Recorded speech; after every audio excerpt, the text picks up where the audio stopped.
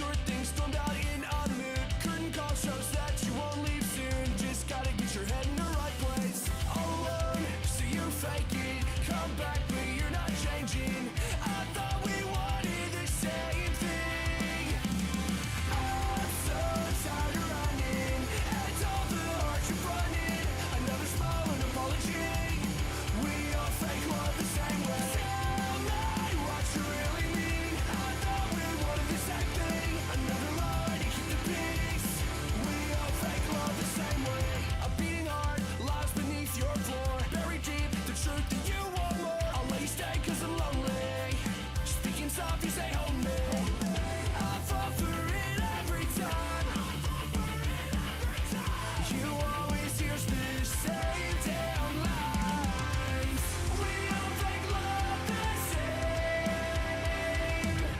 Pretend to numb the pain. I'm so tired of running, and all the hearts you're running. Another smile and apology. We all fake love the same way. Tell me what you really mean. I thought we wanted the same thing. Another lie to keep the peace. We all fake love the same way. Another smile and apology. We all fake love the same.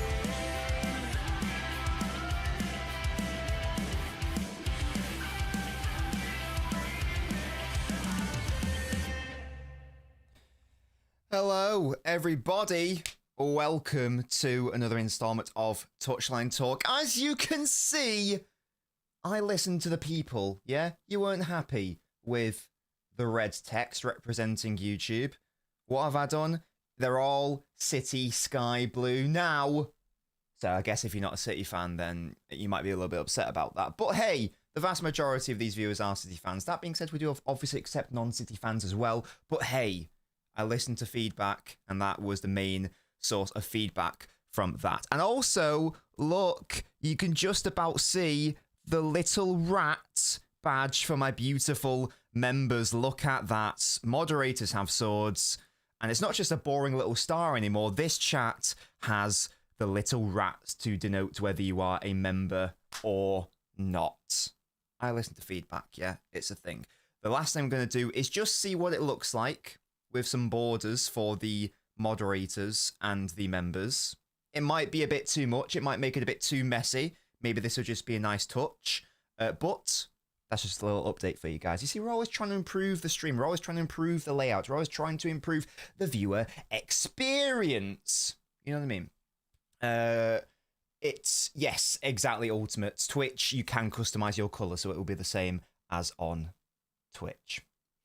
How are we all doing today, though, everyone? Welcome to Touchline Talk. I don't necessarily have a set structure for what we want to chat about today, so I'm going to be largely informed by what you guys want to discuss. I do think it would make sense to have a brief discussion, or maybe an extended discussion, about how we all feel in light of the most recent week of football, you know, that's just transpired, particularly following the Arsenal game, because there's been a bit of a mixed reception. You know, I've seen people range from being very happy to being all right to actually being really angry about the situation. So we can perhaps discuss that. Of course, we will look ahead to Huddersfield, but that will be very brief because that's going to be an entirely different starting 11 in the League Cup, and maybe we can touch on that in the wider context of how do we feel about the City squad. It's obviously, you know, changing from week to week, as these things do in the world of football, but it's just always interesting to check in and see what people think about the state of the current squad. So we're going to be doing all of that and more today, guys. But yes, welcome one and all. I've no idea why the chat is showing the YouTube icon, though. That's not what I wanted to have happen. So we're still ironing out quirks, but we'll get there in the end. But how are we all doing today? We've got the actual Claudio Echeverri in the chat. That's crazy. Excellent, mate. How is life at Bayer Leverkusen? How is life? Huddersfield will be an easy win, says Naveen. How am I doing? Ask Naveen. I'm doing great. How are you guys, though? Just had a banging egg sandwich. See, I don't like egg sandwiches.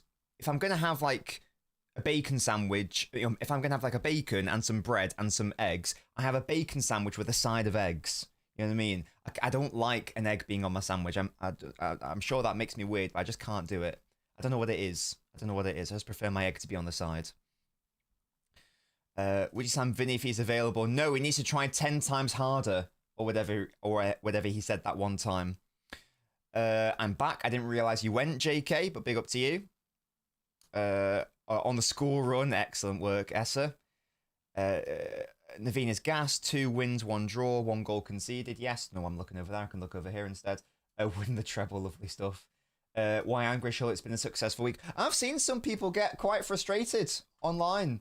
I don't know if it's just because of the manner of the fact that we drew in the last minute. I don't know if it's because they aren't satisfied with not winning the game. I'm not sure. But I think that's maybe an interesting thing to chat about for sure.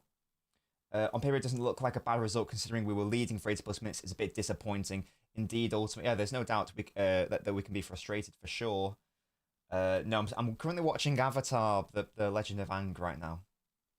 A side of eggs. Yeah, like if I'm having, Brinner, which is, an English breakfast for dinner, and I want like a bacon and egg sandwich combo, and baked beans, I'll have like the baked beans on the side and also like the eggs on the side, fried eggs. And what I'll normally do is I'll usually eat the eggs first because I don't want to waste the inevitable yolk that will fall out, and then I'll get the bacon sandwich and I'll dip it in. So I guess there's a little bit of egginess going on in the bacon sandwich, but I prefer it to be on my own terms. You know what I mean? Like if I'm going to have fries and some sort of sauce, like, mayonnaise or ketchup, I can't,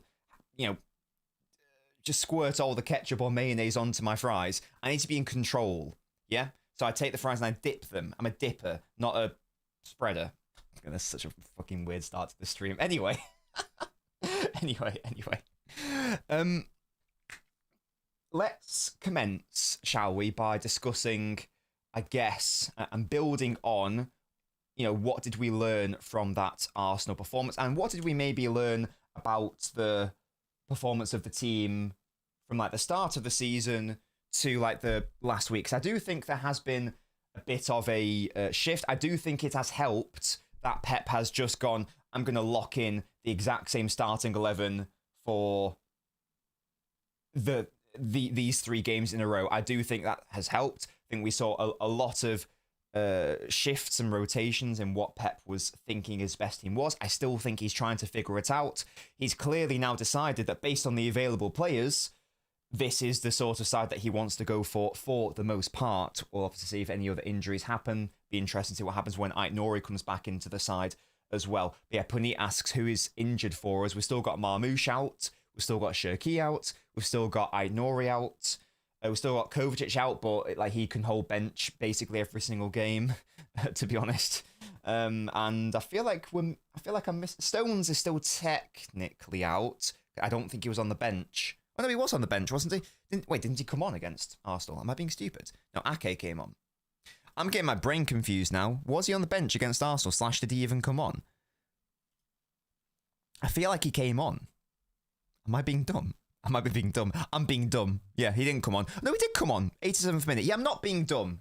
He did come on the 87th minute. I must have just missed that substitution.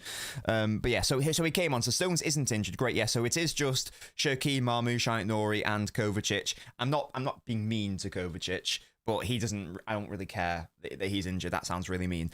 But the ones that actually matter for like a potential starting 11 situation is Ait-Nouri, is Marmoush, is Shirky. I'm looking at Nico O'Reilly, though, after that Arsenal performance, after the United performance. So he's now, Napoli didn't really have anything to do, but in consecutive league matches, he's now locked down the 2 most dangerous parts of his opponent's offense. He locks down the combination of Dalot and Mbumo pretty well. There were some moments where he got doubled up on, but overall, when it was individual 1v1, he sorted that out. And he locked down Madueke and Saka as well. And I guess the combination of Timber. That's incredibly impressive for O'Reilly to do that. So it's pretty clear that I know that he almost definitely wants to be like a midfielder long term, but you look at the amount of talent that the City have, in the academy coming through in midfield, the amount of great players that we have that are central players. Like, we're still waiting for like Bob to be given a proper go in the centre, and we can't even do that right now because we've got such great players already. Rodri, Foden, Reinders, Shirky needs to come into that central area as well. It may well just be that O'Reilly, if he's happy with it, and I guess you would be happy with it, hopefully he is, to just become, I thought, a backup left-back option, maybe sometimes midfield, occasionally. But it may well be that he's... I didn't think he'd be able to play like that, to be fair, defensively at left-back. It's his progression and evolution has been very... it's been very quick, hasn't it? 'Cause I'm not saying that he was like bad last season at left-back. In fact, he was very good, but it was more the on-ball work that was impressive. And he was still solid defensively, but I feel like I'm noticing it a lot more this season. He seems to just be really, really solid. So that's really, really good to see.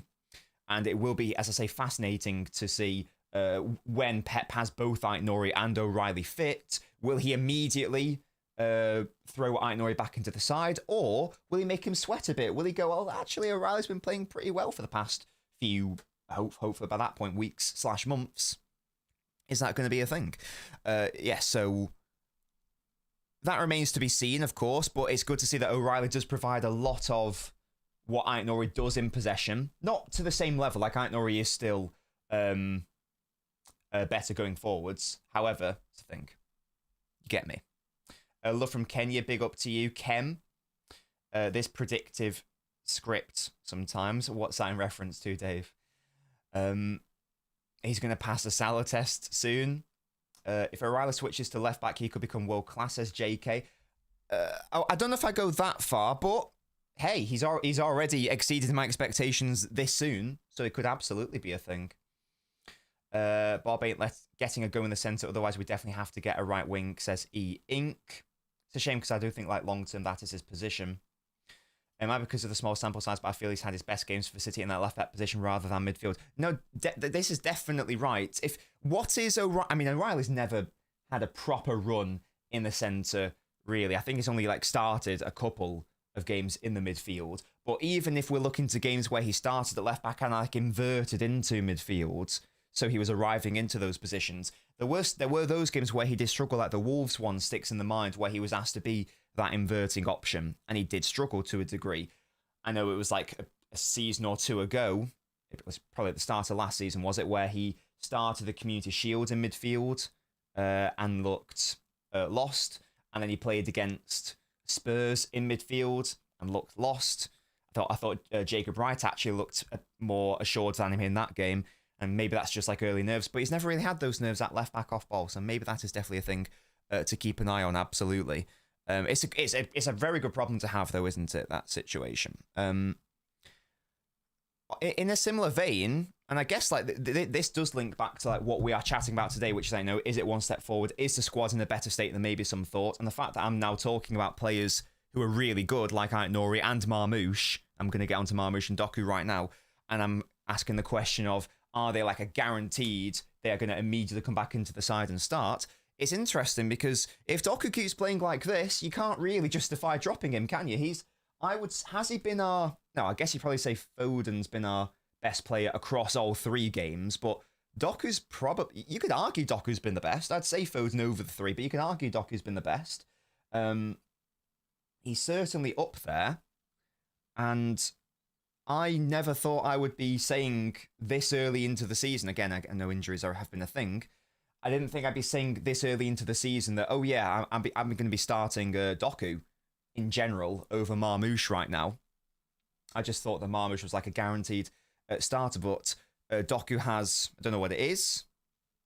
I mean, I've always seen value in him, but there's definitely been a different elements to his game over the past couple of weeks, 100%. It has just helped that we are now giving him runners. It has helped that we are giving him the right environment to thrive, to succeed. So that's lovely, of course. And again, it's a good problem to have because they're two very different modes of left wingers. And before you say, but Nobbins Marmoush isn't a left winger, for the purposes of these conversations of Pep Guardiola's off-ball work, yes, Marmoush is a left winger. It's very frustrating when people say, Nobbins, Marmoush isn't a left winger. Okay, well, Rodrigo isn't a left winger then if we're playing for City. You're missing the point. It's about... the positions aren't necessarily relevant as for on-ball. Left wing is probably going to be a left-back for the most part. They're two very different sorts of left-sided players in that sense. You know, you've got one who's more of a traditional inside forward who's going to be far more concerned with running off Haaland and like utilising his gravity and scoring goals and getting output in that sense. Long space work as well, running in behind. Doku, who is getting better at running in behind, but is far more... I'd say it's a far more useful outlet. I think we saw that against Arsenal. We lost a massive weapon when he went off. Marmoush, his first touch isn't as clean, I'd say. Doku is a very different sort of dribbler as well. Marmoush is a very good dribbler if he's running onto the ball, whereas Doku is more of a dribbler who's able to stop starts and that sort of thing, and just like drag City up the pitch and just like be a game breaker in that sense. So it's really good to have those two different options between those two. And long may it continue. I can't remember if I've asked this question on... I think I have asked this question on stream. I think it was a watch-along. You know, like, is it just when we lose that we need to say, but Rodrigo, or like, is it also when we win? Because I haven't really seen many people say that since we've been winning games. We need to keep, these people need to keep consistent. You get what I mean? Keep consistent with it. You either want him or you don't. You can't just flip-flop. So I've not seen any of those statements since we've been on this like not losing run. Maybe Doku's actually illustrating that he is good enough to be that guy. What do you think of our physicality? It's not strong enough to play like a second ball game, that's for sure. Around and Kusanov, they're gladiators. Yeah, big up to Kusanov. Love from Malaysia, big up to Malaysia. Jacob Wright looked like a solid DM. Where is he at nowadays? Is it Norwich? Did we sell him to Norwich? I feel like that's a thing. I feel like I haven't made that up. Let me know, though. I may well have made it up. I don't think I have, though. Yeah, Doku's your boy. He's my boy as well. Can Marmoush play like Alvarez did behind Haaland? Yeah, he definitely can, 100%. You would just want to play Ait Nouri in that instance, or just like have... you want to play Ait Nouri, or O'Reilly could do it, but Ait Nouri would be the better facilitator. So yeah, he could definitely do that. And I think that really, when I say Marmoush to play at left wing, that's really what it is, because he's not actually playing at left wing if the left back's doing their job properly, which is allowing Marmoush to run in centrally. And what was the game where we saw that? It was the start of the Spurs game, wasn't it? Before Ake went off. Before Ait Nouri went off. I think we were seeing that a lot, to be fair. Marmoush was causing danger in the central areas, and he should have scored a goal from it. So he has already been doing that, I would suggest. Big up Nobbins, definitely a positive step. Love that from you, Mad Hatter. Doku goals and assists have all come from the inside forward position and being hooking the lines as Essa. Definitely, that's why it's so important to have an Ait Nouri or have an O'Reilly who's able to push up to the left, because if you're going to let Doku drift into the centre, you can't just abandon the left side. It's still got to be there. It's good to know that Doku can do that, and he can still do that, absolutely. And sometimes he will need to do that in certain games, but I think Pep said it before, like his two-way dribbling inside is mental for like the opponent to deal with. It's really, really tricky. Like in an ideal world, I guess your best dribblers would be in the centre. The only concern is that you're more liable to lose the ball, and it's a bit riskier if you lose the ball there. But yeah, that's definitely a thing. Kusampa is amazing at right back, says Tulani Tranquility. Apologies there. He's been very good, hasn't he? My position hasn't changed. I still think we need a right back, and I don't think he'll ever be an elite one, and he's never going to offer us enough going forwards, but I'm not going to judge him on that because he's a centre-back. If we can get a right back in Jan, I still think we need to do that. And I think most City fans do still think that. It wasn't necessarily relevant for the Arsenal game, but I did touch on it in my match analysis, that I've never seen this before from City. We generated 0 XG down the right. I don't think I've ever seen that before, like, in the past, like the Guardiola era, or since I've been looking at that data anyway. That was, and again, I know it's not the best game to judge it off, because City were setting up very defensively in that match, but it's just interesting to note. Doku last year showed he was maturing this season. More of us are seeing those the fruits. Definitely, yeah, even in like the Club World Cup as well, the decision making was so much better. 100%. He was like one of our best players of the tournament. Like that Juve game in particular was insane. I want to see. It's a shame that we haven't seen more of Aït-Nouri being that overlapping option and Doku bouncing off him. How many games have we even seen that? We saw it for the Wolves game, but Aït-Nouri wasn't really pushing on, and Doku was left isolated, so we couldn't really see that connection. I don't think Doku started against Spurs, so we didn't, and then Aït-Nouri got injured, so we didn't see that. I don't know how many games we've seen it this season. Can chat? Can you confirm how many times have we actually seen Aït-Nouri pushing up to the left with Doku playing this season, not including Club World Cup, to the start of this season?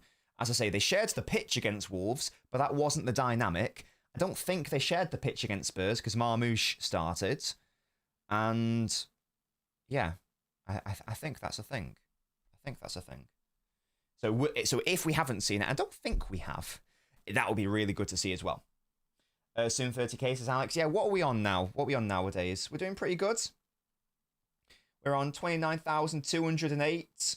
So yeah, we're nearly at that 30 mark. The next milestone is 33.3 recurring subscribers. That is the next milestone for the channel. Because then we'll be... The last milestone was 25, because that was a quarter, wasn't it? So the next one will be a third, and then after it'll be 50. So big leap between this one and the one after, but there we go. Hopefully with Aït-Nouri overlapping, we can see Doku's final form. That's what I'm hoping. That would be lovely. That would be really lovely for sure. Left side defence looking good for a few years. Need one more offensive right back, and those two positions sorted for years, says Alan. Yeah, we still need that right back, but hopefully that's something we can address. Thoughts on Bernardo and Foden switching on ball and off ball? I don't really like it because I want Foden to be playing in the centre off ball and on ball, because I'd actually say he offers even more running than Bernardo. I think I understand why it happened against... I can be happy about it for the Arsenal game because Foden basically had to play as a right wing back off ball. So we needed someone with more intensity and defensive work than Bernardo would have been. I think that in 2025, but Foden is that player now over Bernardo, who is slowing down a little bit. And we knew that Arsenal in the midfield weren't going to be that sort of team, whereas out wide, that was where their chief threats were. So I don't have a problem with it for that game. I would like to get rid of that, though, longer term, though, because just to simplify things, just make it obvious that he is the off-ball and on-ball midfielder. He can do a job 100%. Yeah, again, he's competent in that position, and he can do a job there, definitely. And he's better than Walker there, absolutely. But if we want to, I think, take it to the next level, and we need an elite option there who can do the job defensively against all sorts of players and do the job going forwards as well. That's what we need. Yeah, absolutely, Essa. Yeah, this is something that we've touched on the channel. The off-ball in particular has been interesting to see the adaptation therein, the fact that Pep was willing to play a 4-1-4-1, which was entirely different to the 4-1-4-1 against Napoli, which was obviously entirely different to the 4-4-2 as against Arsenal. And yet, as you say, it was the exact same starting 11. So it's not like you've got to play different players to necessarily play these different styles. You can actually get it from the same personnel. That's really interesting to see. It is worth noting that we didn't really see like the back two necessarily used as much as I would have wanted to optimally, but it's still interesting, that's for sure. How many pens do you think Doku can earn for us if he plays more inside? But he's won a fair few already, hasn't he, to be fair? Like, was it the Spurs game? Like, Foden played it into him and Doku won the penalty. I feel like he's already... I don't actually know how many he's won for us, but that's the one that sticks in the mind. Like, Savio's another one. Like, he's definitely a penalty winner. That's a really good point, Fenway, yeah, because, like, once he's in the box, you can't touch him. You can't touch him, really. And he's likely to beat you, because he's a tricky lad. That's what I thought, Fenway. That was my instinct. Yeah, definitely.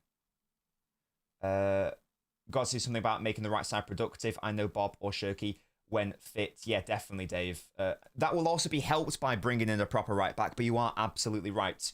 We still need like a better offensive right-sided option, and like Bernardo in 2025 is not going to be that guy to do that. Like, it should be Bob. For me, you guys know all my thoughts. It should be Shirky to start off the right, and then the right back pushes up. I think that's the ceiling of this squad. But yeah, something like that, 100%. 100%. Who has better chemistry with Doku, Aït-Nouri or O'Reilly? Well, I don't think we've seen enough of Doku and Aït-Nouri with each other for me to make that conclusion, to be honest. I think that in theory, it would be Aït-Nouri because he's a better offensive player than O'Reilly. And again, based on the very limited sample size, Aït-Nouri seems to be more comfortable if we're doing the inverted thing. Aït-Nouri seems to be a bit more comfortable, definitely out wide as well. So I would predict Aït-Nouri, but I've not seen enough in terms of sample size yet. But that'll be my prediction. I think that's a fair, educated guess, whatever you want to say. But I'm big on O'Reilly, Ash. Yeah, we just, I think you missed it. We spent like the past, like a 5-10 minutes of this stream talking about how impressed we are with him. That is a thing. I know some people, I think it was on LNobbins yesterday, some people were touching on how it's unfortunate that, you know, our bench didn't look particularly good against Arsenal going forwards. Like, the offensive options were Savio, who's only played like 10 minutes before the Arsenal game, and Bob, really. And as much as I like Bob, like, this is his first proper season, isn't it? So I don't know if that's due to not having the options necessarily, and that's just more due to the injuries, because the two players that you would bring on were both injured in Marmoush and Shirky. So it was an interesting point to raise, but I think it was more unfortunate than like a failing of squad building, to be honest. I think it's just we've got two players. You can even add Aït-Nouri to that if you want. So 3 players who don't have a bad injury record at all just happen to all be injured at the same time. That's just bad luck, I think. So I don't think that's a failing of squad building necessarily. I don't think that, you know, tells us that we need to go and sign an attacking player, for example. I don't think that's the conclusion that I would reach from that. For me, it was just more unfortunate than anything else. We've created the most XG in the league. Also, why isn't Bob playing? I think he got injured again in training. He will start against Huddersfield, definitely. Let's make the team now, because I think we can probably make the team relatively easily. It's not going to be 100%, but we can basically make the team, because it has to be basically 11 different players. Apart from like Bernardo, maybe, I think that the other 10, there's no debate, it has to be different players. It has to be a different goalkeeper, because you need to give Trafford games. Just on that, very funny that when the whole Trafford Donnarumma situation was happening, you had people suggesting that, we're going to have 2 number 1s. And I was like, guys, we're not going to have 2 number 1s. There's going to be a very clear divide between the two. And so it has come to pass. So Trafford's definitely going to play. He has to play Tulani. If he doesn't play, he's never going to, if he can't start against Huddersfield, he's never going to play. So he will definitely play, because he's the cup goalkeeper. That's not a problem. That's fine. Trafford will start 100%. 100%. The back 4 has to be massively different, because they've all just played 3 games in a row. And it's the same with the midfield. It's the same with every single fucking player. So the right back will probably be Nunes. The centre backs will, Stones needs the game time because he's just come back from injury. Stones has to start. Ake has to start. Mifune, I would say, has to start. So I'd probably play Ake left back, give Mifune a chance, because he's been on the bench the past couple of games, hasn't he? Sorry, he wasn't on the bench against Arsenal. He was on the bench against United, though, I think, or Napoli, one of them. Anyway, so play him at left centre back because he's left-footed, and he's apparently a massive prospect. I'm excited to see him, by the way, because I don't have time to watch the academy games anymore, really. So I've heard a lot of good things about him, so I'm very excited at the prospect of watching him, because you guys know I'm a big left-footed centre-back fan. You're always going to get me. I'm always going to think higher of you. If Kusanov was left-footed, you don't even know. You don't even understand how high I would be on him. But there's a reason why Laporte, Cavadio are some of my favourite centre-backs in the City have ever had. So yeah, you'd have Mifune, wouldn't you? Left centre-back. Ake left-back, because Aït-Nouri's injured. O'Reilly's hopefully not too badly injured, but he needs a rest anyway. Ake's got to play there. Stones has to play because we just said that. Nunes has to play because he's a senior player and he's the minutes. It's a great start for Nico. You've got to play Lewis in the midfield because he hasn't started the game in, I don't know, however many games, but he's got to start in midfield, you'd think, or, Lewis right back, Nunes midfield, less likely. It's probably more likely Lewis in the centre. It gets trickier here because we are sort of running out of bodies and we are running out of names. You start Bob off the right, probably, or maybe false nine. You definitely start Savio somewhere, whether it's left or whether it's right, preferably right, because I still think that his best position is at right wing, but we might not have the luxury to do that because we might have to play Bob at the right because Bob has to start. And Mikasa, I've seen some people say he could play in the midfield. I've seen some people say he could play false nine. I don't know or care which one it is. I think you could probably get away with both. That's not a problem. And I just don't know who that 11th player is. That's a good question. Who is that 11th player going to be? It's either got to be a midfielder, or it's got to be a wide player, or it's got to be a false nine / striker player based on that. Because we can't do or you know what I mean? So it's either got to be like an academy player who I haven't named. Oh, Calvin Phillips. That's a very good point. I keep forgetting this man exists. I keep forgetting he exists. That could absolutely be a thing. That would make a lot of sense, wouldn't it? That would actually probably make a lot of sense. Wait, Phillips is in London. He won't play. Wait, why is he in London? Hello? McAtee, shut up. Respect him. Why? Why? This would be more fun. I'd rather it be like an academy player like McAdoo playing. So then maybe you'd have... yeah, you could just play like a false nine instead of like a proper striker or something. That would be fun. He's just had another child. Big up to him. Big up to him. His baby's due. That's quite cute. Well, fair play to Calvin Phillips.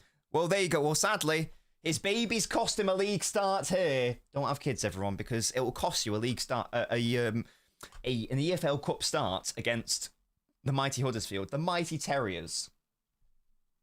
So you're right, it can't be Calvin Phillips. So it is going to have to be an academy player. Or you recycle one of the players that have just started 3 games in a row and you make them play 4 games in a row. Now, that seems very unfair and harsh. So unlikely to be the case, I would say. Unlikely to be the case. And if anyone is going to start, make it be Bernardo, because again, it sounds really mean, but I don't really care that much about whether he's tired or not. That would make sense though, wouldn't it? So I think we've basically predicted the starting 11, to be honest. You get me? I think that's a thing. I'm expecting us to win, even though it is away, even though it will be a heavily rotated side. But you still got a lot of senior players in there. Like Trafford is a senior player. Nunes, Stones, Ake, Nico, Lewis, Savio, Bob. You're still playing 8 senior players based on that. It's only 3 academy players you're playing, I think, that we've just established. Mifune, Mikasa, and like Mikado or Heskey, something like that. So you're still playing 8 senior players. I would expect us to win. I would expect us to beat Huddersfield.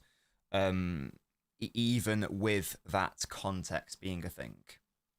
Could play 2 keepers. We might as well. I mean, we've got 4 in our Champions League squad, so why not? Why not?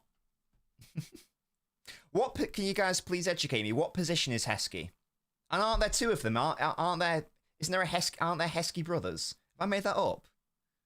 I feel like there are 2 of them. Can you let me know what position we're rocking? Can you educate me? Winger, midfield. Okay, I'm getting conflicting information here. Which one is it, guys? Which one is it? There are 2. Okay, excellent. I didn't think I made that up. Oh, one plays midfielder, the other is a winger. Oh, okay, gotcha. Reagan is the young one. The left wing's not the old one, who is a striker. Okay, so maybe just play Emil Heskey. So play striker Heskey, I guess. If the old one, if the more senior one's a striker, I guess that would make sense. Bring on Emil. That would make a lot of sense. And then you could have Savio left. You can have Bob right. Or if you wanted to play the winger one, you can have Bob false 9, and then whether he's left winger or right winger, then just rotate with Savio. That's a thing as well. That's a thing. Yeah, is there like a Heskey triplet? Or sorry, like a third Heskey brother who's a right back that we know about? That would be pretty sensational.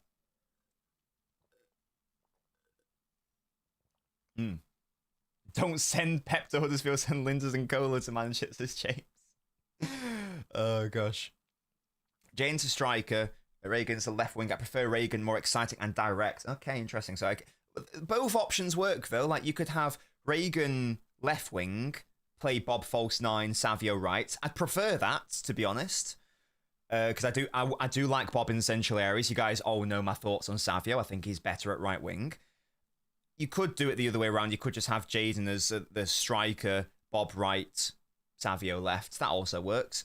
Or you could have, if Jaden's a midfielder, you can have Jaden midfielder, Mukasa as like a false 9. I've seen some people suggest he could play false 9. That's a situation as well. That's a thing. Hopefully we still keep the bench loaded to avoid an upset, says Sarthak. I wouldn't go too overboard though, to be fair. Like I would not send Foden. I would not send Gvardiol. I would not send Haaland. I would not send Reinders. I think Reinders has started every single game. I think Haaland has started every single game this season so far. And this is including like they've obviously also been on international duty as well. Gvardiol, Foden, these are players who just come back from injury. I don't know if I'd send Rodri either. So I think some players you can have on the bench, like I'd have Doku on the bench, and I'd have who else? To be fair, I don't think I can send everyone. Otherwise, I am literally just playing babies. I'd have Kusanov on the bench. I'd have Bernardo on the bench. Maybe I'd have one of Foden, Haaland on the bench, but I don't want to. I don't really want to. I'd like to think we can give Haaland a rest. I'd like to think that. If we can't give Haaland a rest against Huddersfield, then we really are screwed, aren't we? And he picked up an injury / was fatigued in the Arsenal game as well. Yeah, Nintendo, yeah, Pep said Haaland should recover. Maybe Foden off the bench, just in case. Just in case. AP, I agree. I would rather he play in the centre. My only justification is maybe he knew or predicted that Arteta's main and Arsenal's main threat would be out wide, so he needed Foden, who is better defending the wider areas there, and he did indeed play at right wing back. And it's amazing. I've seen some people say, "Oh, was it on the L-Bins in the chat?" Some people going, I didn't think Foden had a good game. I needed to see him play more progressive passes like Pedri in that game." With what fucking possession? With what fucking balls? With what fucking space? We weren't set up to play like that. There was no point of even analysing what City were doing on ball because we barely had it. We weren't playing like that at all. It's just a mad thing to say. So you can't judge those players on what their on-ball contributions were. You have to judge them on what their off-ball contributions were. And off-ball, he was sensational. He was fantastic, as I say, basically playing as a right wing-back. Then the last time I saw him play that defensively at right wing-back was against West Ham, the Etihad last season, where he was amazing. It's not where I want him to play, obviously. And again, maybe Pep was thinking, I'm scared of Eze starting, I'm scared of Martinelli starting. But yeah, absolute long-term, that can't be his general thing. Play him off-ball in midfield. He did great against United. He was amazing defensively against United. Keep doing that. We know he can do it. That's clearly his ceiling. Keep doing it.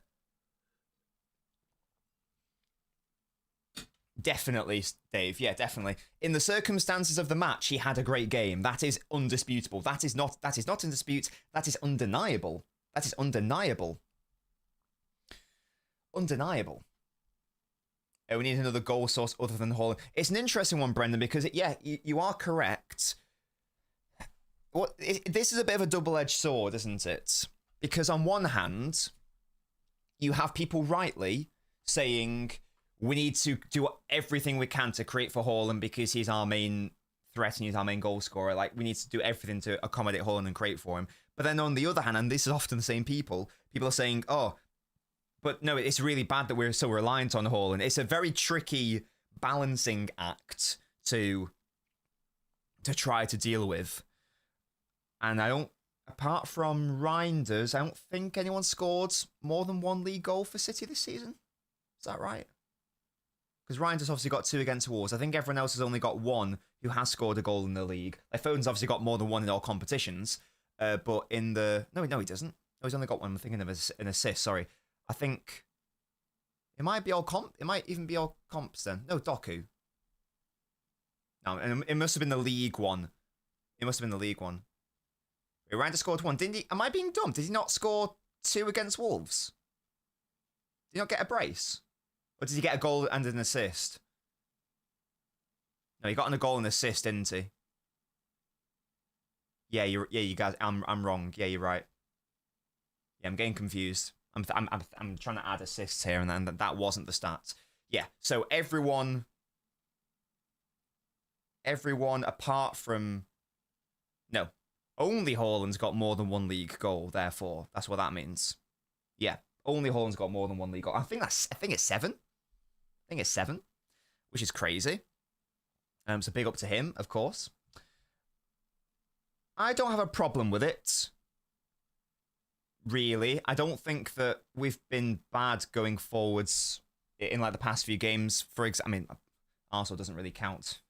I think we'll be fine. I don't see it as an issue yet. I don't see it as an issue as of yet. It will be interesting. Maybe in like another couple months, we can look. You know that stream we did a few months ago when we tried to predict how many goals are each player going to score? It's going to be interesting because lots of people... I tried to get Haaland up to 30 in the league, and the chat weren't having it. They're like, nah, that's too high. Make it high 20s. I was like, okay, whatever. But hey, he's got 7, and there you go. Yeah, this is confirmation. Thank you, Musty. He's already got 7, so he absolutely could be getting to those numbers. There's no reason why he can't. It would be interesting to see. I'll go see if I can get a screen grab of it.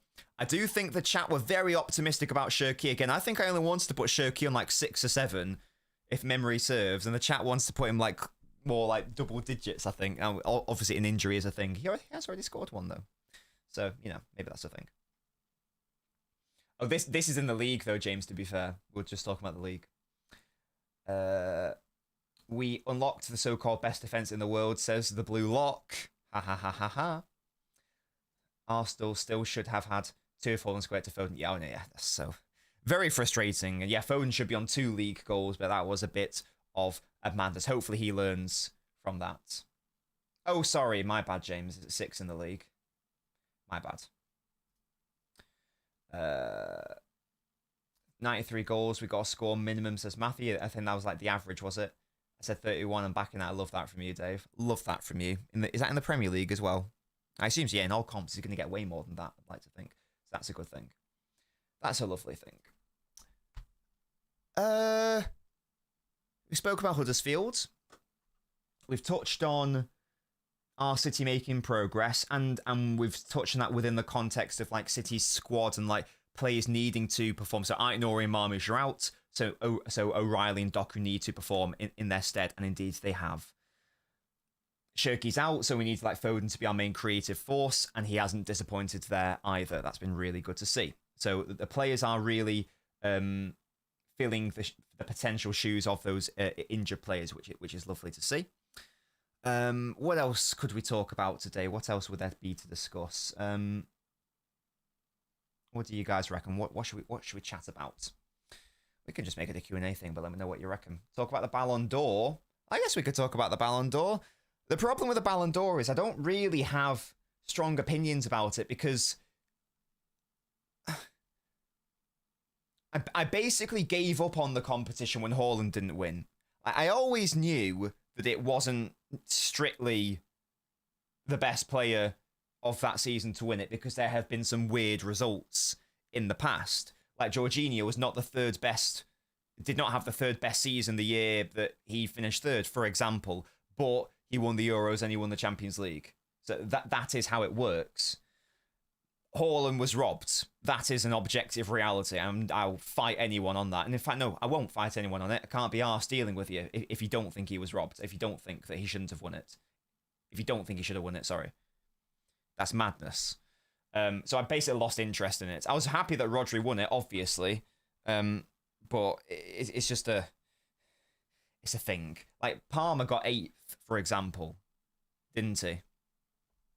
Huh? What?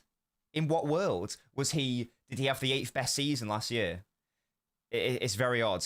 Yeah, he was not good last year, but because he performed well in a Conference League final and performed well in the Club World Cup final, and therefore has some trophies, that therefore means he has to be like in that top 10. That's sort of how it works, isn't it? The fattest pigeon in the world is just... I was just about to say it's parked on an aerial. It's parked, you know. It's just landed on the top of an aerial. And the top of that roof is covered in shit. Dirty bastard. Yeah, look at it flaunting its booty. It's one of those big fat wood pigeons. You know, not one of those like scrawny little city pigeons that you see that have like, you know, 1 foot. And like 1 toe. It's a plump one. It's one that you'd probably want to eat. You know what I mean? Big up wood pigeons, man. Big wood pigeon. A pigeon breast is very tasty. Yeah, but then Roger. Yeah, exactly. So I'm not saying there is no value in the awards, but some of it is a little bit mental, isn't it? Some of it is a little bit mental. No, I'm not going to turn my whole setup just so you guys can see a fat pigeon. It's not happening. Yeah, he almost did it 10 times. What was his position again? Was it like 16th or something? I don't know. What that's Rodri's number, yeah? Oh, like there's some sort of metaphor in there. There's some sort of metaphor that he said I'm going to do it 20 times as hard, and then next year he finishes Rodri's number. There's definitely a hidden meaning in there. I don't know what the meaning is, but there's something to it. A tribute. There you go. In honor of Rodri, that's what it is. Yeah.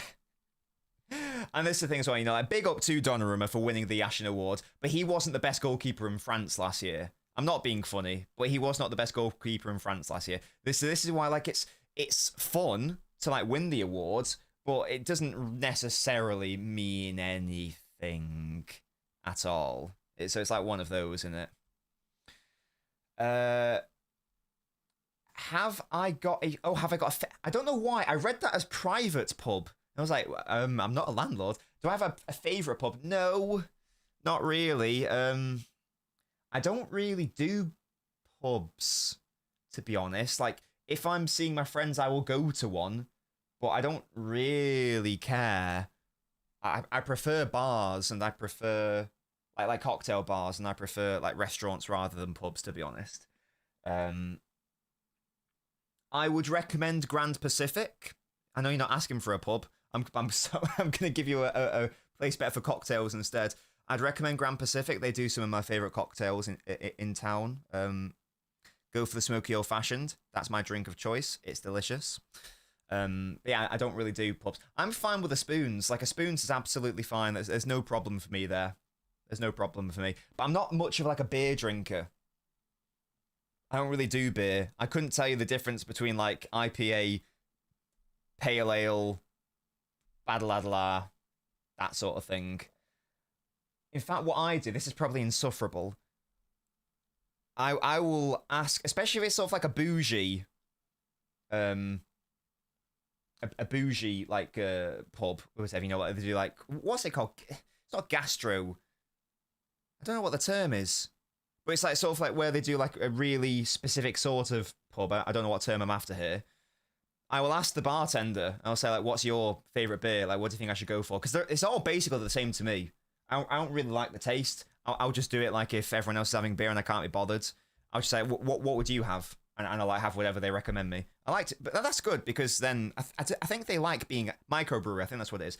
I think they like being asked. I've always had a positive reception when that's happened. In fact, one time I did it in Porto, and I was like, "Oh, you know, what's your favorite? I'll have that." I had a lot to drink that night. And I asked him, "What's your favorite beer?" to bartender, and he gave it to me. I had it, and then the other bartender came over after I had it, and he said, Would you like to have my favorite now?" And that was very cute. I was like, "Hell yeah!" So that was good. That was fun. So I think they do like it. Asking because I'm looking for bar work. Can anyone help Eden here? Do we have favorite pubs in Manchester? I don't really care necessarily. There's a nice, cute little one, which is... I can't remember what it's called. It's the one that's the Shakespeare building. I've only been in there a couple of times. For the life of me, I can't remember what it's called. It's the Shakespeare building one, though. That's cute. Maybe, like, go there? can't remember what it's called. Yeah, go to a city one. Yeah, Mary D's. Go to a city pub. Absolutely. Near the Etihad. That would be a great job, to be fair, Eden. That'd be a great job. When are we having a drink in Manchester with your favourite subs? That would be a Nabinio Ultra perk. Maybe I can add that as like a member perk. I don't go there. I don't go there all the time, Dave. Like, you know, I don't say, oh, by the way, guys, I'm in Grand Pacific right now. Let's all meet up. I don't like wine. I don't like wine at all. Yeah, more spirits, 100%. Beer tastes like shit. I'm convinced people drink it to fit in. I do when I'm out with our friends because I don't really like it. Yeah, definitely. Often I would just go for like a Disaronno nowadays. Nobbins is a Brexit lad. No. If we put Savio with Bernardo's position, because back Kusanov. If we put Savio with Bernardo position because back Kusanov, so you're thinking, just like have a proper right-sided outlet when Kusanov plays. That would definitely be a thing. Yeah, definitely. It would be more ideal, and it is fair to say that we have no right-sided presence with Bernardo and Kusanov being our right-sided options on ball. Again, I know that we played very defensively against Arsenal, but we generated 0 XG from eight attacking movements going forwards. Pretty poor therein, so that is definitely something that we need to look at. That can be done by playing a more offensive right winger. The best way to do it, though, is going to be to actually have a right back at right back rather than a centre back who doesn't really want to be in those advanced areas. I like that Kusanov's trying to get into those right wing areas, but he's just passing it back every single time because funnily enough, he doesn't know what to do in those areas.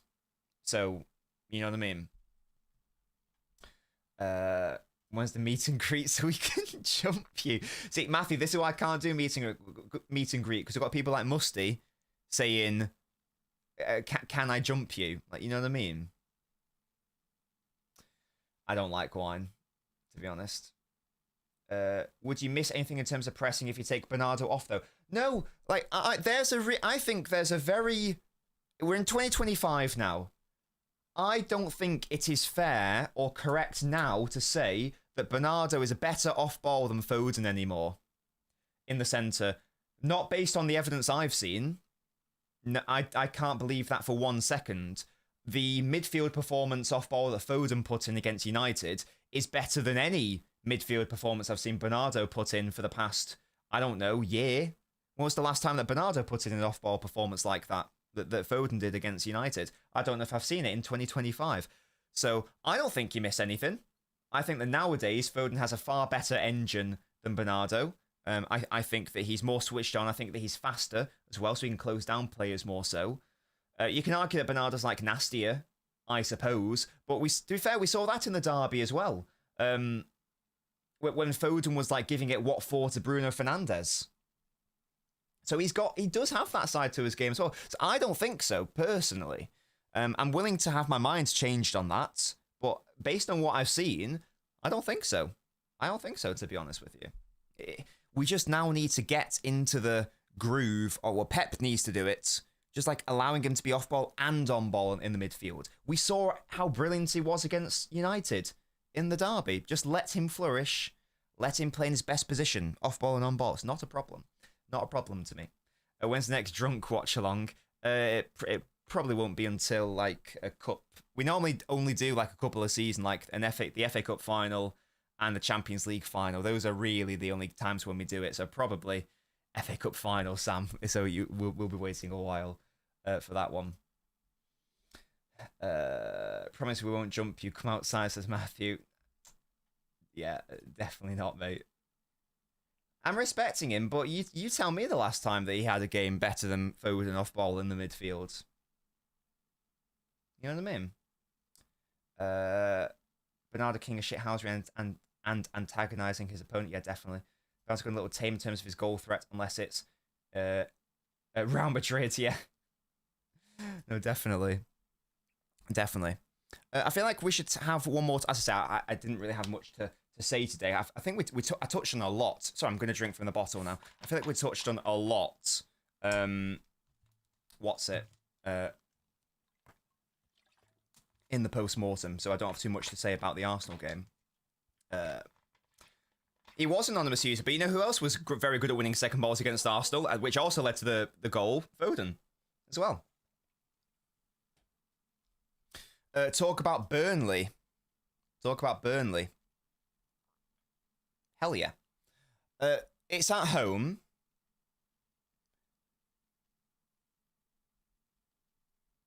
I don't know if we... In fact, let's have a look at the fixtures. So there's going to be mass rotation for the Huddersfield game. That's chill, and that's fine. We play Burnley Saturday, and then Monaco away Wednesday, and then Brentford away Sunday, and then there's a week rest. Sorry, then there's more than well, it's international duty, but hey, it's international football. And then there's a big gap between the Brentford game and the Everton game. So... yeah, I'd be very surprised if Pep does another play the exact same three starting lineups in a row again. I don't know. I don't want to like underestimate Monaco or whatever. But what I will say is I would rather our team, if you could only pick one, like, would you rather your team be stronger for Monaco or Brentford? I'm picking Brentford. So I'm not saying that we need to mass rotate against Monaco because there is, it's Wednesday, Sunday, in fairness. It's not like it's Thursday, Sunday. Like, it is Wednesday, Sunday at least. So that is a good thing. But against Burnley, I'd give Savio a start again. I know I'm starting with Huddersfield, but he needs to get some games. He needs to get some proper minutes. Right now, I mean, lots of people are having a go at Savio. I don't think it's fair because most people are... Oh, that thing didn't come through, musty. Okay, we're still ironing out some quirks with this chat. Are you doing the image thing the same way you did the other times, musty? Let me know. If you are, then that's something that I need to resolve. Yeah, lots of people having a go at Savio. He had... His time against United was like garbage time, as they say. Against... Napoli was, again, basically garbage time. And against Arsenal, he was asked to be like a false nine outlet option, which is not like what he is as a player either. So it's... I don't think it's fair to judge Savio based off his minutes so far. Agreed, Dave. He does need minutes. He needs to start. And I think he might need back-to-back starts. I would start him Huddersfield, and I'd start him against Burnley as well, obviously outside of any injuries. I might even play, Bob. Start Bob against Burnley as well. I think you could do it, not mass rotation against Burnley, but I think you can do a decent amount, absolutely. Maybe even play like Nico against Burnley as well, rather than Rodri, and then you can start Rodri for Monaco and Brentford. Maybe that could be a thing as well. I would like him to play off the right, Denzel, absolutely. I still think that Savio's best position is off the right. I know that he's not impressed off the left so far this season, but I'm not using that as evidence. It's just based off like his... time with just based off his skill set, actually, to be fair, and like his attributes. Okay, great. So that does work. Interesting. Okay. Interesting. Lovely. As I say, I'm still ironing out quirks with this chat. I would never normally ask this. I apologize to ask this. Can someone like send like a 1p super chat to see if the super chat function still works? I apologize. I normally wouldn't ask that, but can someone do that? Something. Actually, no, don't do that because I can just figure out on the Twitch. No, I can't do that. No, actually, can you? Can someone send a 1p super chat or something? If possible. If you can't, that's fine. But just so I can help iron out quirks with the chat to try to put it in its final form. Because the YouTube logo shouldn't be showing. That's weird. So I'm just concerned that the chat isn't working. Thank you so much, Miami. That's a lot more than I anticipated. But thank you so much. Okay, great. That does work. Fantastic. Thank you so much. Thank you. For that, Miami. Love that from you. That's good to know. I wonder why the image is showing. I'll look into that. But there we go. Thank you. Testing. Thank you, Miami. Love that from you. You can't do 1p. What's the lowest you can do? That's interesting. I actually don't know. What is the lowest you can do? It's preset amounts. Oh, I thought you could do like a custom amount. Oh, fast. Thank you so much, Miami. Why can't... It's just because it's different, Sachi. I don't want it to show. That's all. I just want it to be clean. I want it to be cleaner. There was a good comment there. Why can't we see Gvardiol as attacking as he was 2 seasons ago? So it's basically because he was playing left back, now he's playing centre back. It's as simple as that. You can't have Gvardiol be in the same areas as he was last season and the season before if he's playing as a centre back, because then you don't have anyone playing at centre back. So that's basically all it is. It's because of his off ball position. Look at that. Oh yeah. It's because of his off ball position. That's all it is, really. It's a shame because we know how fantastic Gvardiol is going forwards, but if he's playing at centre back, you can't have him in those exact areas. Do you get what I mean? It's a good point, Miami. Yeah, he can still be a goal threat. I mean, we've seen Ruben Diaz, line one up. Was it against Napoli or whoever? So he can still definitely do that, but you're not going to see him link up in the same way. And that is a shame because I do think it's a waste for his on-ball work. But ultimately, he's so good defensively off-ball that you basically have to play him there, it turns out. Asking what sort of links work for photos. It just says like embedded ones. Like that's what he's told me. It's like embedded photos. I don't know what the pattern is though. I don't know what the pattern is.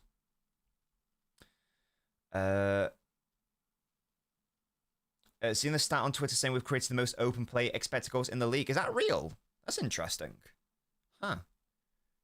That is interesting. The open play one surprises me as well because I know we've created a lot from corners because Foden's so good at corners. I didn't know it'd be from open play as well. How interesting. Huh. He comments on the current playing style, says Victor. What, off ball or on ball? This is what we were saying before. It's hard to say current playing style because it's changing game to game to game. I don't even know what our current playing style is, really, because it keeps changing. I think I need more games. Was Pep set up just for this week of tricky football? Is it just informed by injuries? Or is this going to be like a new go-to? We don't know. Like, the way he started the season with his 2-3 has already massively changed. And we're only 5-6 games into the season. So that's an interesting one. How many systems have we used so far? Well, I would argue that we've used 3 different ones in the past 3 games, because system isn't the same as formation, is it? So even though we played 4-1-4-1 against Napoli and United, those two same formation, 2 different systems though.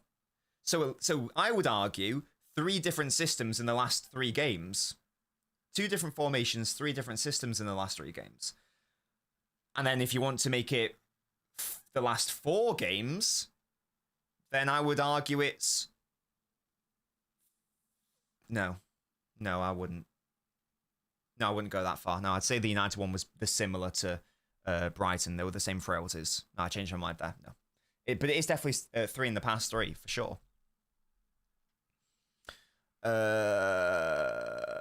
Joshua Barrett centre back, definitely off ball. Denzel 100%. City created a lot. Yeah, big up to us. We need a corner goal. I haven't scored from it since the Club World Cup. And the frustrating is, James, we've created so much from corners. Do you remember that like Foden header to Rodri in that Spurs defeat, or the Foden corner to Rodri's header, or the Foden corner to Doku, or the Foden corner to Gvardiol? Foden could have had like a fair few assists from those corners already. We want both flanks to be super fast, says Moy. We never score from corners. I always thought that maybe it was just because of it's. Well, we now know the problem is not delivery, because the delivery from Foden has been spot on this season, and indeed at the Club World Cup as well, and also even last season he was very good from corners as well. Like that was the one area of his game that really improved, like a set piece delivery. Even though he had an off year for his standards, his set piece delivery actually improved, which was interesting. So that tells me that it can't be the delivery, because if the delivery is making it so that a player has a free header, then it's got to be the people attacking the ball where the issue lies, for the most part anyway. Yeah, this is a concern. I mean, Musty, this is a crazy statement from you, man. I mean, that is wild. But yeah, no, I know what you mean, absolutely. Does Donnarumma need to work on his sweeping abilities? I think he was a bit hesitant a couple of times. The problem is that I don't know if Donnarumma is ever going to be able to play like that. To be fair, that's not his play style. First of all, now I didn't go into him on this in my analysis video, because I did say that's more of like a league quirk, because Liga doesn't really have aggressive keepers like that. But I also just think that he's really slow, based on what, like, you know, not only, like, whenever in the brief moments when I've seen him like move around, he's quite slow. He's not like an Ederson who was actually really relatively speedy for a goalkeeper. And he doesn't have so I don't think he has the confidence or understanding of when to do it anyway. And even if he did, unless his starting position is really high up, I don't know if I'd be confident in saying that he'd even be able to reach them. So I'd like to see it improved, especially for, obviously, City play with a high line generally. So that's going to be a thing as well. He's going to have to adapt, of course. And like, ultimately, that's one of the reasons why we conceded that goal against Arsenal. He wasn't certain about where he should have been.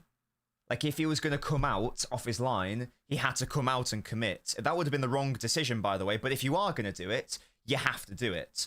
And he didn't. He was neither here, he was neither there, and he got caught in between. And that was just like bad positioning. And hopefully that will evolve with time.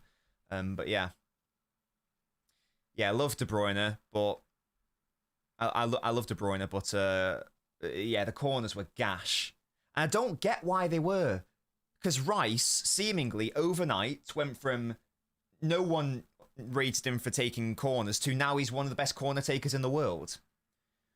So if Rice can do it, why can't like the best creative playmaker in the Premier League I've ever seen do it? I understand it's a different discipline, but still, I feel like that's something that he should have got better at. That's a little bit frustrating, but there we go.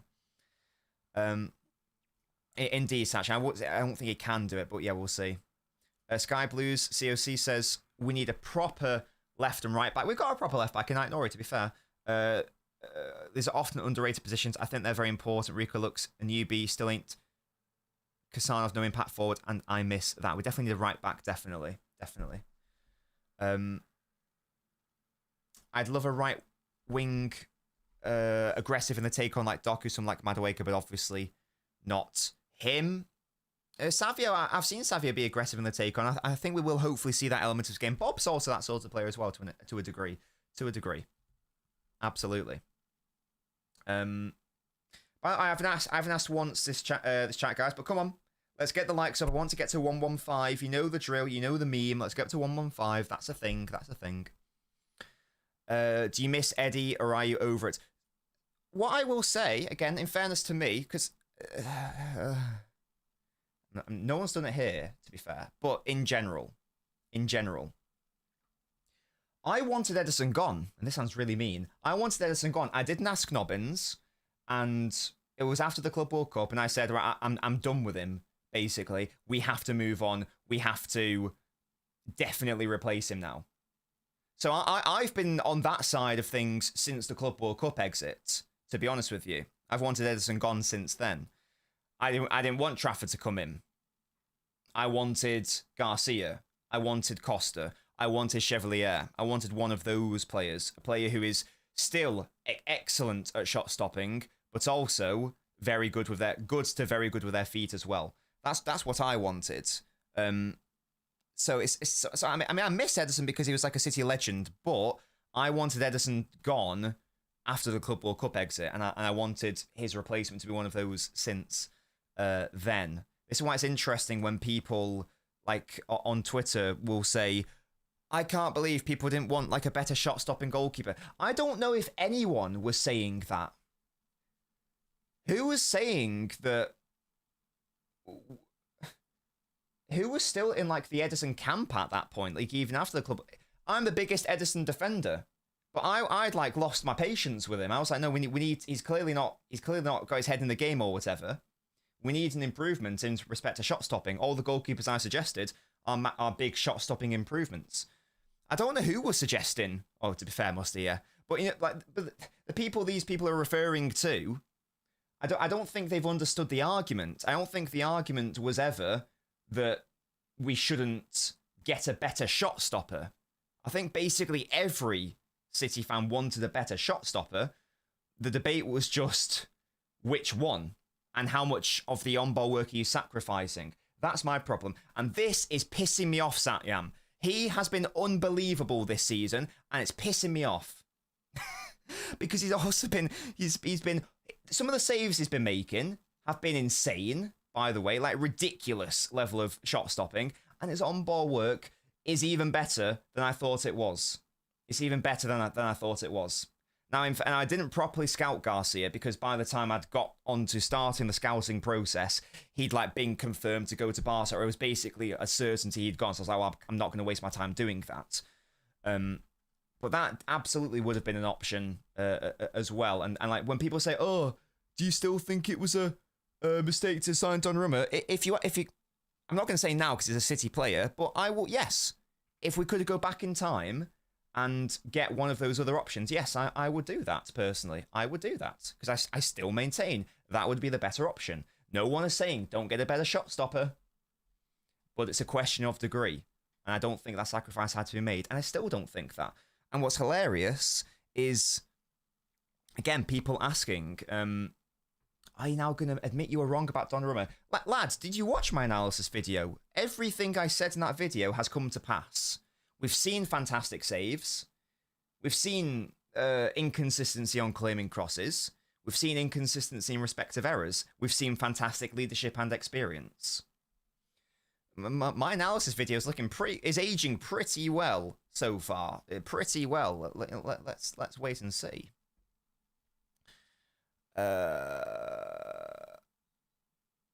Savio's aggressive in take-ons. Doku has strength too.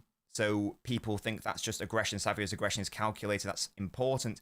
Doku does lose the ball a lot. And Doku is also a far better, just like you mentioned the strength point. He is a far better like physical presence and outlet as well. The way he's able to just like bounce players off him, like it was the second Man United goal, he just like bounced that United defender off him. It was so funny. Jack, that's reasonable. If you want to play with one arm, you'd have to go to the first World Cup final. You know, that's the only one I can think of. We wanted a good shot stopper after Eddie. The concern was moving away from our style. Pep has to adapt to Donnarumma, but can the players do it, and will they be satisfied with that new style? That's the question, AP. And will it all be worth it? I mean, the only way we'll find out is by waiting. Is by waiting to see at the end of his career, and you know, was the trade-off worth it? Was the sacrifice worth it? And we won't really know until years down the line. And I guess we'll also compare it to the other goalkeepers who were available. Like Garcia, for example, started his Barcelona career very strongly. I haven't watched any of Costa to start the season, but I think I looked at like the sporting games. I don't know if they've conceded a goal yet this season. If they have, it's only one. I know Chevalier had a shaky start to his PSG career, but since then he's been very good as well. Like he saved a number of penalties. He saved at least one penalty, maybe even two. So yeah. Do you think Doku gets more GA than you thought before the season started? I gave him a target of, or was it Savio? To be fair, I think I gave Savio and Doku the target of around 20. I'm still going to go for that. Porto. Let me off, Musty. Let me off. You know what I mean? You know what I mean? You made a good save against United, so anything you said never actually came out your mouth, and you're wrong. Yeah, Jack, that's fair. That's so funny when people say that. Like, that was not the game to do that, because I literally said in the video, like, he's more than capable of that. Like, I don't think these people don't know my position. I think that's the problem, or they haven't, or they think they know a position based on the misunderstanding, perhaps. I don't know. Definitely, side 100%. I can't see anything else. Do you think Diaz's passing ability has dropped a lot compared to when he first came? He looked so shaky on the ball now and can't take long passes. I've not really noticed it, to be honest. I've not really noticed a decline in passing ability, to be fair. Yeah, I meant Porto, you little rats. Do you see Trafford to play much more if Donnarumma makes a lot more mistakes? Nah, you don't sign the most expensive... Sorry, you don't sign the highest paid goalkeeper in the world to play second fiddle. It doesn't happen. It doesn't happen. Trafford won't be here next season unless he's happy being a number 2. And based on what we thought about the signing, that ain't going to happen. I still think once Savio gets consistent game time on the right, he'll get back to it. Definitely. Yeah.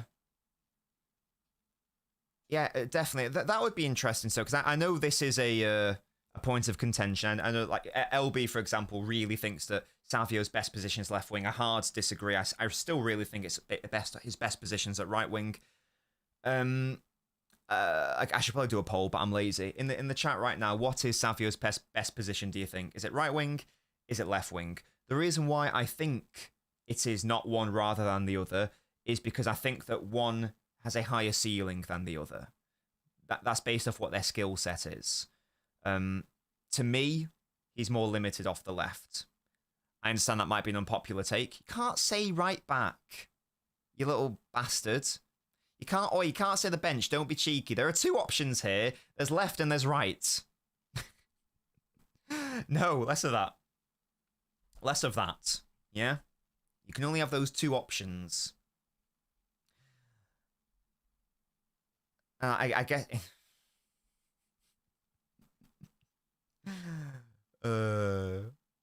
His best place is Spurs. Hello? Less of that. Less of that. Less of that. Less of that. No, he just played a lot more on the left. I wouldn't agree that he played better off the left. The sample size is just more skewed to the left because he played the vast majority of his games for Girona on the left. And based off that, you would conclude that left wing is his best option. It's the biggest daddy long legs in the world tries to come into my room. But to me, he's too limited off the left. Like he has that one trick where he just like goes to the byline and crosses. That's nice, but that's basically it. He's far more of a vertical threat off the left. He's vertical and horizontal off the right for me. I know that he wasn't particularly good at scoring goals last season, but I think you'd also see that he gets into better scoring positions off that right side as well. So I do hope we continue to play him off the right if he does indeed stay at City. You get me. What's my favourite Doku goal?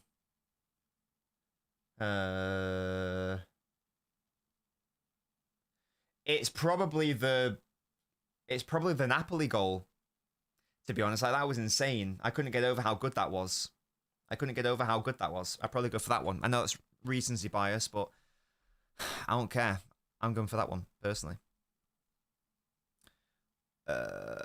He's better at crossing than finishing, but he can also cross off the right. It's just an inverted cross. That's the thing. It's a different form of cross, but he can still create really well from that right side. And again, if you're playing him off the left, it's not the choice isn't crossing or finishing. You can be creative with more than just a left-sided cross because you can also be creative by dribbling and cutting in horizontally. He can't do that off the left easily. He can do it off the right. So that's why I'd go for right. Goal versus Fulham was crazy. Goal against Luton. He's got a good goal catalogue, to be honest with you. He does have a very good goal catalogue. I'm still big on Doku. I'm still going to defend him. I'm still big on him. He's my boy. He's my boy, that's for sure. Alan, yes, we're talking about Savio. Yeah, what do we think his best position is? AP says, I don't think he prefers crossing more than shooting. I say he prefers creating more than scoring. I agree with that, yes. And again, creativity is far more than crossing. Creativity is also dribbling, it's carrying, it's cutting into the box and then playing like a sort of little link-up play with a midfielder or a striker, that sort of thing. So yeah, and also to be fair, like Savio's also said that he thinks he's a right winger. He could be wrong, but to be fair, he has said that. Potentially is Doku, Savio, and Jesus. Hello? What? I do remember, like, when was it? Like 8 years ago, when I thought that, our attack for the next decade is going to be Sane, Sterling, and Gabriel Jesus. And, like, 5 years later, like, none of them were here. Mad. Does Savio get 5 goals in the league? If he gets enough minutes, yes. I'm going to say yes, if he gets enough minutes. I think I predicted him to do that. In fact, I'm going to look at it right now. I'm going to look at what did I predict everyone to get in the league, because I'm interested. And I think the title of this, I think the thumbnail had Shirky on it, so it should be quite easy to find. I think it was like, yeah, here we go. Attack wins titles. That was the thumbnail. Let's have a look. I think I predicted Savio to get 5. Well, and by I mean like this was a chat work. Right, this is what the... I mean, we've got a Kanji on here, but we had them at 0. We also have Echeverry and Hayes on here, but again, we've got them at 0. So it's not too relevant. So we said... Oh, no, to be fair, Shirky's not as high as I thought it was. It's still quite high. I'm going to go from bottom to top. So we said there was a target of 93 Premier League goals. We said there's going to be 1 own goal. Kusanov 0. Diaz 0. Lewis 1. Ake 1. Nunes 1. O'Reilly 1. Nico 2. I might be pushing it, but that's what we said. Savio 2 is all we said. That is all we've predicted here. Well, no. You say that, Musty. Ake, I'm sure we looked at this. Didn't we conclude that Ake always gets a goal or something? Doesn't he only get a goal in the Premier League because he's actually good in the air? Am I being silly? Apart from last season, he always scores a goal. First season 1, second season 2, third season 1, fourth season 2, fifth season 0. But he only played 10 games. He doesn't play. Shut up. Allow it. Allow it. He only played 14 times in 21-22 and he scored twice. It's fine. It's fine. He'll score 1. It's chill, chill, chill. It's chill, chill, chill. Savio 2. Literally, we only predicted him to get 2. I think he can get more than that. Gavardio 3. That might be pushing it. Now he's basically locking in at centre-back. But he's still really good in the air. And he should have got... And I know it's against Napoli, but still. He should have got a goal from a corner. Aït-Nouri 3.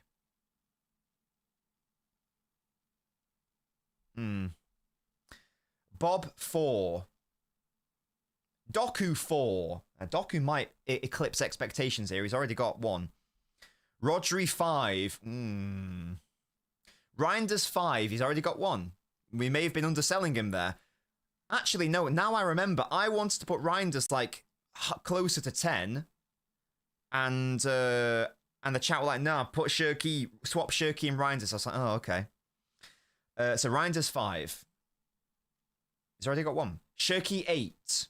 He's already got 1. Yeah, this is in the Premier League. Foden 12. He's already got 1. He started the season injured. This might be optimistic. Marmoush 14. But again, he's injured. It's a thing. And then Haaland 28. But he's already on 6. So we may have undersold Haaland. We may have oversold a couple of other players there. But we're still on track for some of those. It only takes, like, you know, you might laugh at, you know, O'Reilly getting a goal or Aït-Nouri getting a couple. But it only takes, like, one random game, like one goal from a corner, for that to happen. It only takes, like, one random rocket from Rodri and, like, a 4-0 to make it 5. For that to happen. It only takes Marmoush to get back into the side for that to happen. It can happen, it's a thing. Who have we said to not score? Diaz, Hayes, but he's not here. Echeverry, he's not here. Akanji, he's not here. And Kusanov. So, in respect to like active players, we haven't even got Stones here, actually. Because I think we were just basing off maybe Stones is going to leave. So we've got Stones at 0 as well. So he normally gets a goal, I feel like, again. Does he ever play? So that might also be a thing as well.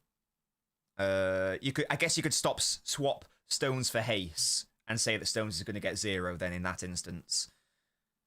Yeah, we've just assumed like no academy player is going to get a goal, and that you never know, that might happen. That might happen. It's a thing. So the only active players are Kusanov, Stones, Diaz. We've said to score 0 goals. We've said own goal 1. Oh, to be fair, and that's a total of 95, and the target was 93.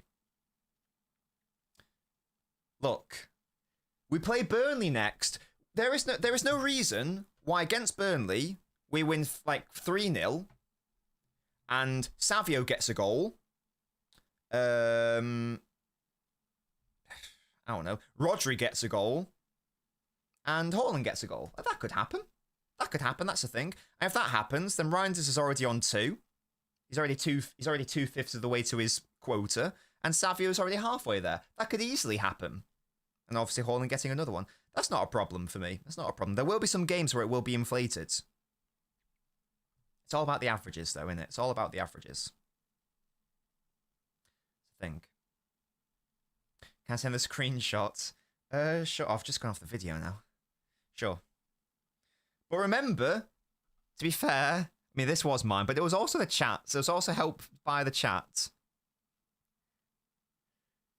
I wanted Reinders to be higher and Shirky to be lower. But it was a collective effort. So I will take that screen grab. There we go. And I'll pop it in the Discord. And we'll track it. And we'll see how we get on. And who knows, we might sign someone in Jan. You know, we might sign an attacking player for some God knows why reason. I don't know. But that is what we've gone for. So just to recap. The target's 93 goals. We've predicted 95. Haaland 28. Marmoush 14. This is in the league. Foden 12. Shirky 8. Reinders 5. Rodri 4. Sorry, Rodri 5. Doku 4. Bob 4. Ainori 3. Gavardio 3. Savio 2. Nico 2. O'Reilly 1. Nunes 1. Ake 1. Lewis 1. Diaz 0. Stones 0. Kusanov 0. Own goal 1. I feel like we always get an own goal. Donnarumma, shush. This is just in the Premier League. That's just that. Those are the targets if we want to win the title. Because on average, you need to score 93 goals over the past however many years. So let me just pop that in the Discord. There we go. Once again, it only takes like one battering. It only takes like 1 5-0 to massively inflate those numbers. Like, you know, Bob to get 2, and Savio to get 1, and like Rodri to chip in, and for us to finally score some goals from corners. Who are going to be the goal scorers from corners? There you're looking at Ake, Stones, Rodri, Gavardio. Not Diaz though. That's why we predicted him 0. It only takes a second. You know what I mean? It only takes a second. Kusanov to get 8. Lovely. Yeah, maybe he'll overperform. We've predicted 0. You never know. You do never know. Guys, I think we're going to wrap it up there. We've been live for around 90 minutes. That's around how long I want to keep these. I know this wasn't a necessarily structured show, so maybe it's not as good as usual, but thank you so much for joining me anyway. I do hope you enjoyed it. If you want even more Nobbins content in your life, I'm going to try it one more time. I don't think the Twitch command works, and it doesn't. Amazing stuff. For no reason at all, just doesn't work. That was a big noise. I didn't like that. Twitch.tv/LNobbins. We will be live tonight at 7 p.m. I don't know if we're doing a We Are the South Stand show because Daps has not messaged me, but if I am doing one, that will be at 6, ending at 7. The random noise does not happen anymore. You can't fool me. You can't fool me. I got rid of it. So make sure to go follow the Twitch because it's free and we are literally streaming tonight at 7 p.m. We are streaming every single Tuesday, Wednesday, Thursday evening over on Twitch. Currently playing a South Park game. It's very fun. I will also be live tomorrow for the Watchalong for Huddersfield. There is a family function which is ending precariously tight to the Huddersfield game. So the stream might start like literally a minute before kickoff, but I will be live for that. So do be patient. It is South Park: The Stick of Truth, Tipkin. Yes, absolutely. You sound like you like the game. Come over tonight. Come over to the Twitch. Click that link. Follow us and join the fun. Before I go, I feel like I need to do this a bit sooner nowadays. I feel like I need to do this a little bit sooner. Thank you so much for supporting me, my beautiful members, as they're about to pass up on your screen. There we go. Big up to all of these lovely people who make this content creation gig doable. Thank you so much. If you want to join these people, if you want to get perks, like exclusive videos, if you want to support your boy as well, continue to do what I love, join the channel, get in the Hall of Fame. You can do so for £3 a month. The join button is wherever it is on your screen, and the link is also in every single video description. Thank you so much for joining me as always. I'll catch you next time. Tonight, in fact, on Twitch. Bye-bye.